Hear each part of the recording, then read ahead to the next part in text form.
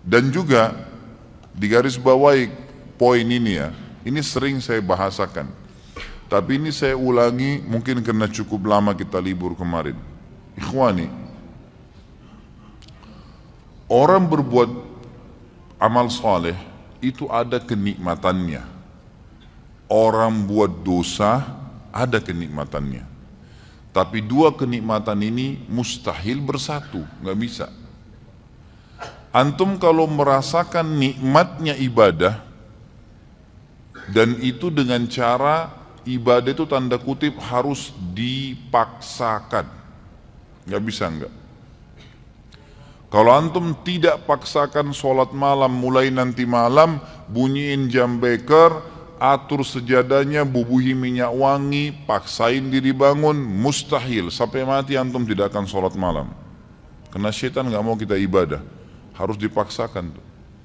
Kalau kita tidak paksakan jalan ke rak buku kita di rumah yang kita taruh Al-Quran, paksakan jalan ke sana, ngambil Qurannya, paksakan baca selembar sehari, tidak bakal dibaca sampai kita meninggal. Mungkin sampai anak cucu kita juga tidak sentuh Quran itu. Mereka cuma mengenang, oh itu Quran nenek dan kakek saya. Nggak bisa kalau nggak dipaksain.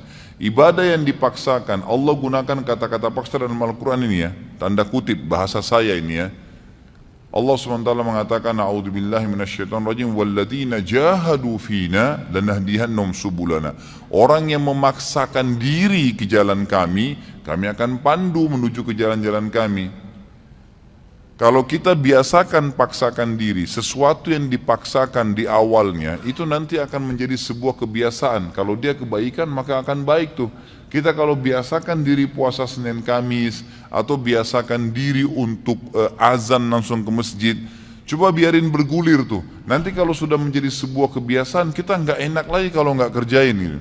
Karena kenikmatannya sudah muncul. Kalau ada orang yang setiap azan ke masjid, sebulan aja misalnya dijaga sama dia, nanti gak enak tuh, sekali aja terlambat satu rakaat masbuk, apalagi kalau ketinggalan sholat berjamaah, itu luar biasa penyesalannya, seperti sebuah gunung yang berat. Dari ini yang kata Nabi SAW, orang mukmin kalau berbuat dosa kecil, pelanggaran kecil sebenarnya, seperti gunung yang besar di atas punggungnya, berat rasanya, menyesal kenapa ya gitu. Sementara orang munafik kalau berbuat dosa besar, dianggap seperti lalat yang hinggap di hidungnya dan dia usir seperti ini. Kecil bagi dia. Nah, kenikmatan ibadah itu akan ada dengan cara antum harus paksain ibadah tuh, gak bisa. Ikhwani, berhenti membuka peluang buat syaitan, jin dan manusia yang terus membisikkan, nantilah, gampanglah kamu alim ya, berubah ya, sok alim dan segala macam istilah. Habis sudah masalahnya itu. Saatnya kita hijrah. Sampai kapan kita mau dengar syaitan-syaitan nih semuanya? Jangan sampai nanti ajal mati baru antum menyesal, penyesalan di belakang loh. Kalau antum meninggal dalam kondisi ada sholat yang ketinggalan, luar biasa nyesalnya itu. Kalau kita meninggal dalam kondisi tabungan kita penuh nggak sempat disodakain, pastikan demi Allah antum akan nyesal. Kenapa dulu saya nggak bangun masjid ya? Kenapa dulu saya nggak begini ya? Kenapa dulu saya nggak begitu ya? Terus itu, gitu kan? Kenikmatan ibadah ada, kenikmatan maksiat juga ada. Kenikmatan maksiat ini, kalau orang maksimal di situ, atau orang maksimal di sini ya. Kalau ada orang ibadah, dia maksimal, betul-betul ditinggalin dosa sama dia. Orang yang pakai jilbab, akhwat kita yang pakai jilbab rapi, dia sudah komitmen jaga itu. Sama tadi dengan misalnya laki-laki kalau jaga sholat di masjid. Luar biasa, dia tidak mau ada orang lain lihat sehelai rambutnya pun kecuali mahramnya. Satu waktu ada orang nyelonong masuk ke rumahnya. Pas nyelonong masuk ke rumahnya, lihat rambutnya, apa yang terjadi? Pasti ukhti itu menyesal. Luar biasa terbebani, kenapa nih rambut saya kelihatan? Karena dia sudah merasakan pakai jilbab itu sudah dipaksakan sama dia, tanda kutip, sehingga menjadi sebuah kebiasaan dan sudah ada kenikmatan. Karena dibiasakan jadi ada kenikmatannya, gitu kan? Nah kenikmatan ini, kenikmatan ibadah ini akan menghilangkan kenikmatannya dosa. Lawan tutup aurat, buka aurat. Orang yang sudah biasa tutup aurat, dia rasa nggak enak lagi orang buka aurat. Orang yang biasa sholat, hilang kenikmatan meninggalkan sholat. Karena lawannya sholat pahala, ini meninggalkan sholat dosa gitu kan. Orang yang tarik kepada semua ibadah nih, orang yang biasa gemar bersedekah bantu orang, nanti dia nggak enak, lawannya itu pelit yang akan kita bahas malam ini. Itu berat, dia jadi tidak mau tuh, tidak ada kenikmatannya lagi. Dia kalau punya sesuatu, siapa lagi nih yang mau dikasih ini, dikeluarkan, gitu kan. Seperti itu. Dosa dari sisi lain juga punya kenikmatan. Dosa punya kenikmatan. Orang kalau sudah membiasakan diri dalam kemaksiatan, misal perempuan tidak tutup aurat, dia pakai celana pendek, pakai celana ketat, bajunya luar biasa terbuka, gitu kan. Kenikmatan dia jadikan sebagai kebiasaan, muncul kenikmatannya itu. Makanya semua yang dibeli pakaian pendek semua. Kenikmatan ibadah lawannya tutup aurat itu hilang dari dia. Mustahil dia mau tutup auratnya, gitu kan. Karena dia sudah merasakan kenikmatannya maksiat nih, gitu. Tarikin dalam semua kemaksiatan, kemaksiatan apapun yang antum rutinkan. Makanya sering saya bahasakan ikhwani, Allah subhanahu wa ta'ala menyibukkan kita dengan kegiatan-kegiatan agama tuh. Dibuatin jadwal seharian, ada jadwal sholat, ada jadwal baca Quran, ada jadwal, ada amal-amal soleh, banyak programnya ditawarkan supaya padat. Syaitan untuk membuat agar program-program ibadah ini terganggu, dibuatin program juga sama dia, program-program kemaksiatan.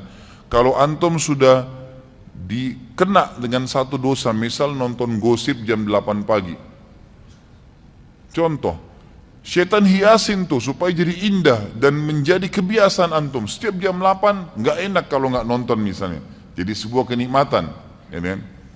Maka antum tidak akan mau diganggu jam itu, kegiatan apapun, mau baca Quran, mau mengaji, mau apa, pokoknya harus saya nonton ini, gitu kan. Dibuat kenikmatan. Kalau kenikmatannya sudah muncul, maka kenikmatan ibadah tidak ada.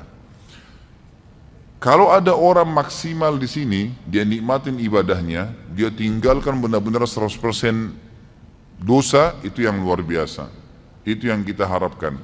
Kalau ada orang yang maksimal juga di dosanya, tidak pernah beribadah, kalau menurut saya dengan kacamata dia ya, saya bicara dengan kacamata orang yang bermaksiat, itu bagus dia. Kenapa dia bagus? Karena dia maksimal menikmatin tuh. Kalau ada orang yang tengah-tengah, nah ini yang paling banyak nih. Mudah-mudahan di sini tidak ada. Di tengah-tengah, dia mau ibadah, tapi juga disisipin untuk maksiat. Orang yang seperti ini ikhwani, tidak merasakan maksimal nikmatnya ibadah. Biar antum mau tutup mata, mau baca ayat 1 jam, tidak khusyuk-khusyuk, karena masih ada dosanya. Kalau berimbang dua-duanya, ini nggak ada kenikmatannya, ini juga nggak ada kenikmatannya.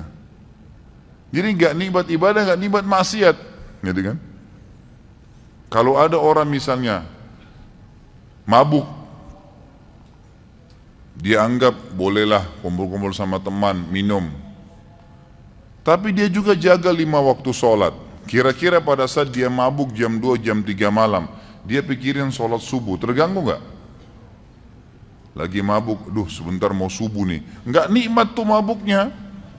Ya nggak maksimal, karena dia masih terbebani dengan sholat subuh. Jadi kalau ada orang mabuk sekalian, dia nggak pikir sholat, itu maksimal dia. Dia nikmatin, tapi ingat ujungnya neraka, bukan saya sarankan ya. Ujungnya neraka nih. Tapi saya coba datangkan ikhwani, supaya antum keluar dari poin yang ini nih. Ada orang di sini, jadi dia masih membuka diri untuk kemaksiatan, sehingga ibadahnya nggak pernah bisa khusyuk, karena dia masih buka pintu ini. Jadi nggak bisa. Di sini nggak nikmat, di sini nggak nikmat. Dia kalau berbuat ibadah, kemudian dia juga masih buat maksiat, nanti dia pada saat sudah pelihara jenggot, sudah mulai hadir pengajian, sudah mulai jaga sholat, tapi masih pacaran misalnya. Dia jalan, kalau dia jalan dengan pacarnya itu, pasti dia diikuti dengan ketakutan-ketakutan. Takut dilihat, takut nanti ada yang tahu nih teman pengajian, takut begini, nggak maksimal tuh. Coba kalau dia nggak ada beban, memang dasarnya rusak, mau telanjang di jalan, mau pergi kemana-mana sama dia nggak ada beban, nggak peduli, gitu kan? Memang ahli neraka sudah, ya sudah. Dia sudah nggak ada malunya, kata Nabi SAW, kalau kau tidak malu, buat apa yang kau inginkan. Nah ini dia rasakan maksimal di situ, tapi ujung-ujungnya konsekuensi ada, dosa dan masuk neraka gitu kan. Jadi antum tidak ada opsi. Menjadi orang yang mukmin memang sejati, nggak ada lagi peluang untuk maksiat. Udah habis ceritanya tuh. Bisikan-bisikan setan untuk gini, untuk gitu, negosiasi supaya masih mau ngurangin kehusuan pahala, ngurangin sedekahnya, buka dompet 50.000, 10.000, sama 5.000. Pas antum buka niat mau sedekah buat orang fakir miskin. Begitu antum buka setan bisikin 5.000 aja. Ya. Diambil 5.000 kasih. Enggak. A'udzubillahi minasyaitonirrajim.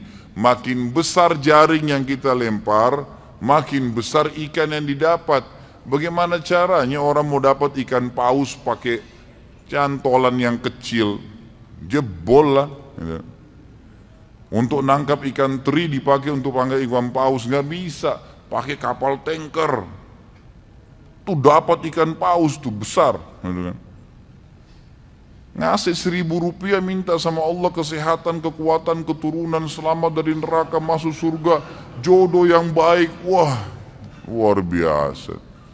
Gimana caranya?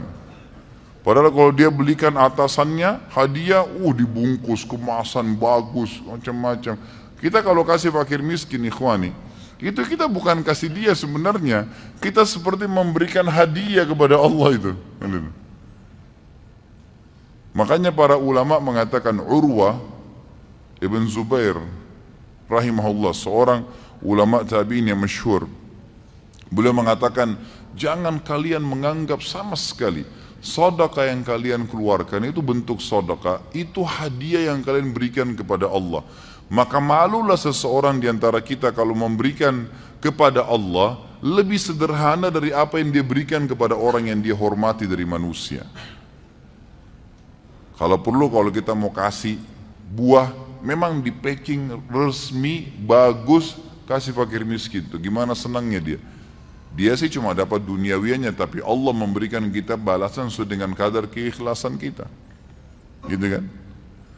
Jadi di sini maksimalin, maksimal ke sini, dan ini sudah tolak. Saatnya hijrah, nggak bisa sampai kapan nih? Gitu. Kalau setengah-setengah percuma gitu. Tidak akan merasakan kenikmatan semuanya.